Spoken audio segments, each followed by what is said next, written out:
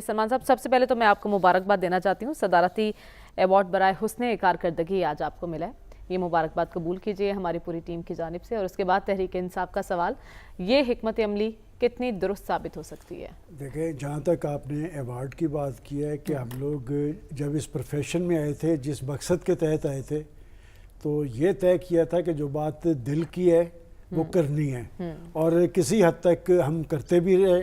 और रियासत के हम शुक्रगुजार हैं कि उन्होंने हमारी इन खिदमात को सराहा। अलबत्ता ये वादा अपने नाज़रीन से ज़रूर करते हैं कि दिल की बात फिर भी करेंगे। देखिए, जहाँ तक PTI की एहतजाजी मुहिम पर मुसर होने का सवाल है, तो आप तहरीक इंसाफ की सियासत को आगाज़ से अब तक देखें कि वो शुरू से लेके अब तक एहतजाजी और मुज़ाहमती सियासत करते रहे हैं PTI के बानी।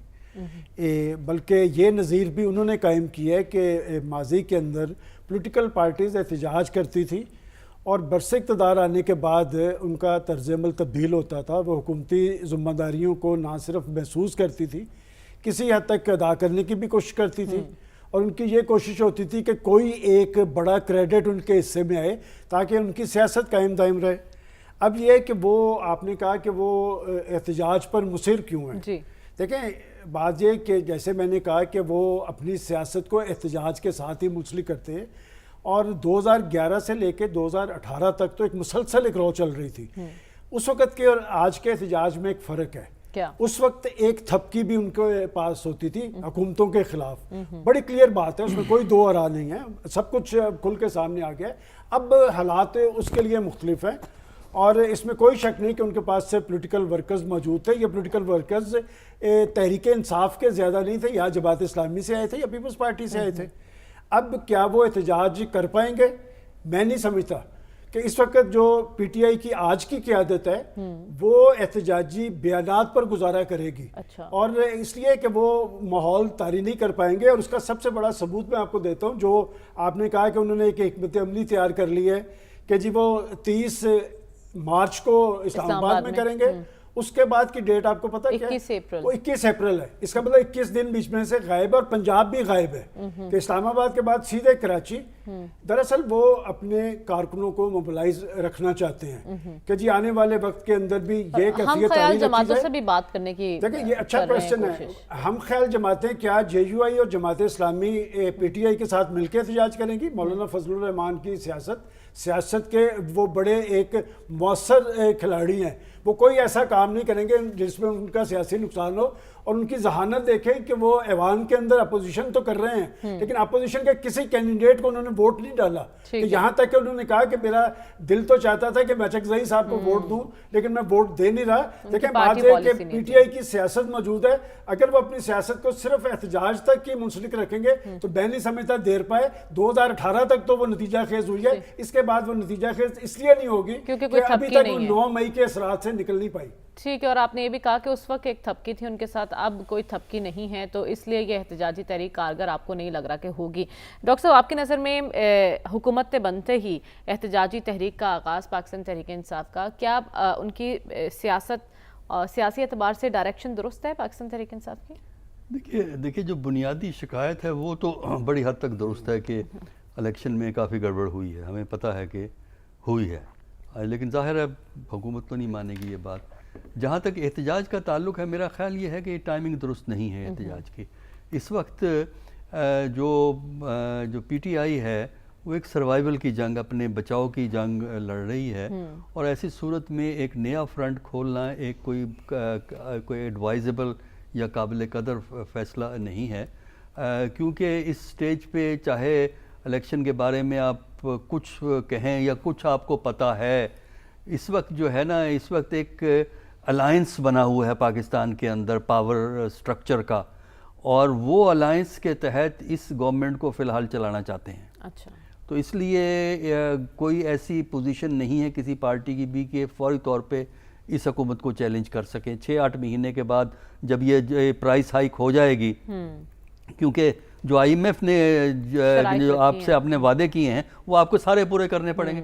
उसकी वजह यह है कि पाकिस्तान की हुकूमत नया एक डील चाहती है IMF के साथ, اور وہ نئی جو ہے ڈیل ہو نہیں سکتی اگر یہ پرانی کی وعدے پورے نہیں کرتے. لہٰذا اسی لیے پرائم منسٹر نے کہا کہ ہمارے پاس کوئی چوائس نہیں ہے. تو لہٰذا اگر تو یہ قیمتیں بڑھنے سے، مسائل بڑھنے سے جو ہے حکومت 6 مہینے کے بعد کارکردگی پہ معاملات بڑھ جائیں، پھر تو ایک آپ موبلائز کر سکتے ہیں. اس سٹیج پہ ابھی تو گورنمنٹ وعدوں کی لسٹیں دے رہی ہے نا، وہ ظاہر ہے شروع میں یہی ہوتا ہے. تو اس سٹیج پہ دوسرا یہ ہوگا کہ حکومت جو ہے وہ ان کے خلاف جو کیسز ہیں 2023 کے ان کو تیزی سے چلان شروع کرے گی. اور پنجاب حکومت کی تو اب شہرت ہے گرفتاریوں میں. 22 میں ہم نے دیکھا، 23 میں ہم نے دیکھا، تو 24 میں بھی یہی ہو جائے گا. اس سے پہلے جو انہوں نے مارچ کیا تھا، پتہ نہیں کون سا سال تھا وہ، جب انہوں نے یہاں سے تحریک چلانے کی کوشش کی تھی، اس وقت کافی فورس استعمال ہوئی ہے. 25 مئی، ہاں 25 سال، پتہ نہیں میرے یاد بھی نہیں رہا سال. 2022. تو وہ جو چلایا تھا اس کے ساتھ بھی خوب پھینٹی لگی تھی. تو میرا خیال ہے کہ اس سٹیج پہ ان کو اپنی پوزیشن کو کنسولیڈیٹ کرنا چاہیے، کیونکہ ابھی پارٹی کو اپنے پاؤں پہ کھڑے کرنے کی ضرورت ہے.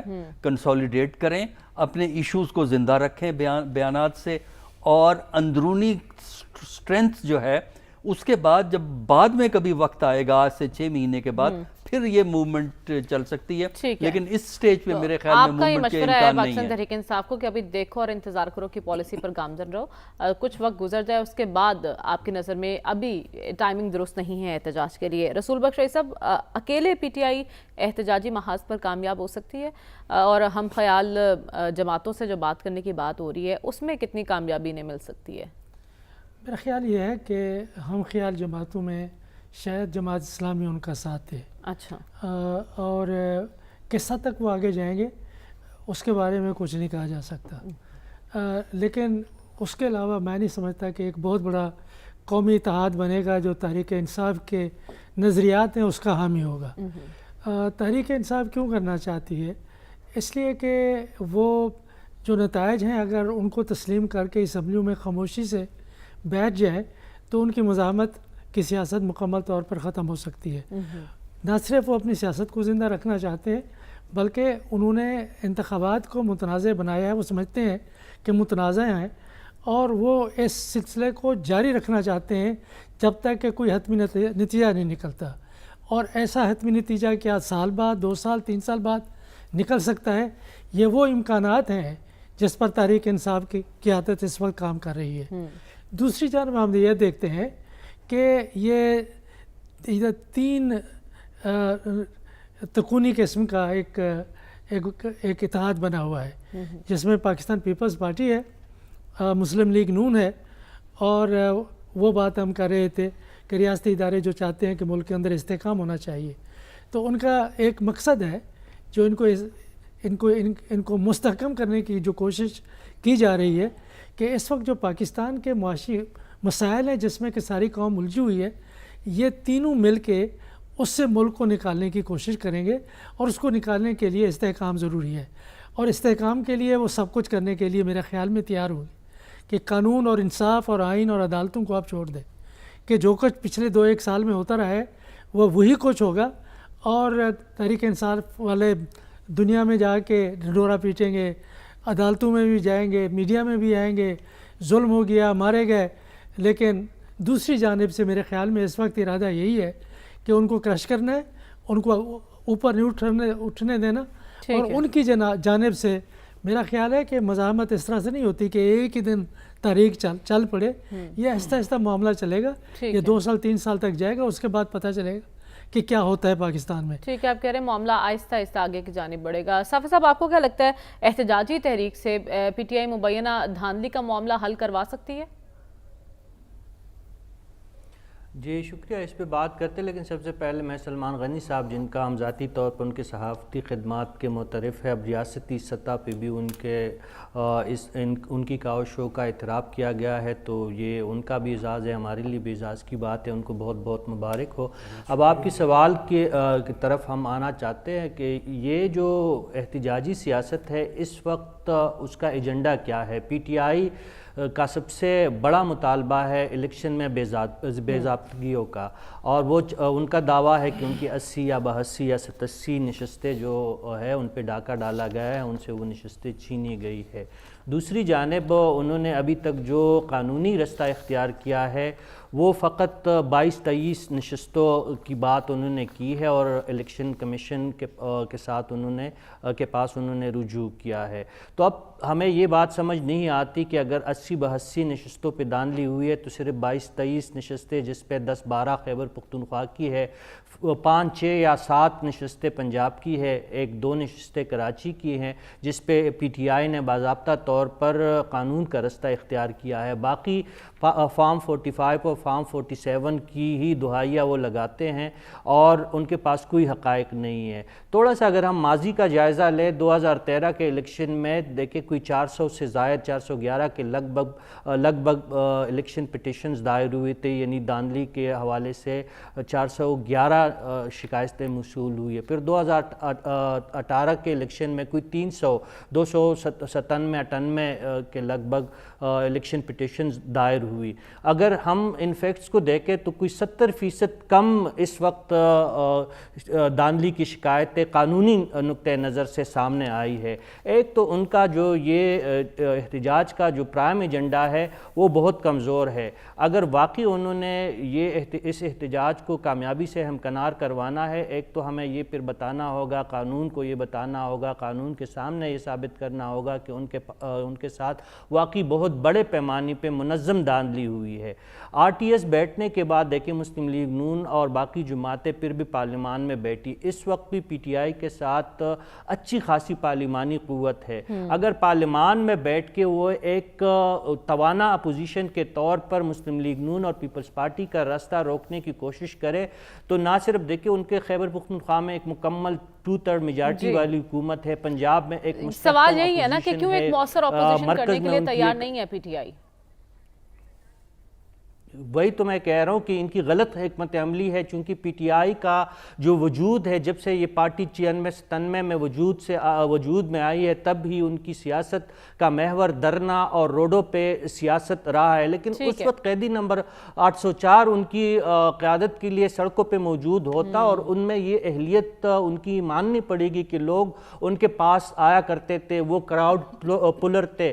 اب یہ اسد قیصر گورخان کی وہ بس کی بات نہیں ہے، پارٹی کے اندر بھی سڑکوں پہ آنے کے حوالے سے اختلافات موجود ہے، جو اس وقت بچی کچی پارٹی ہے، تو اس وقت حالات کچھ اور تھے، اسٹیبلشمنٹ ان کے ساتھ تھی کئی مواقع پہ، اس وقت ہواؤں کے رخ بالکل ان کے اپوزٹ ہے۔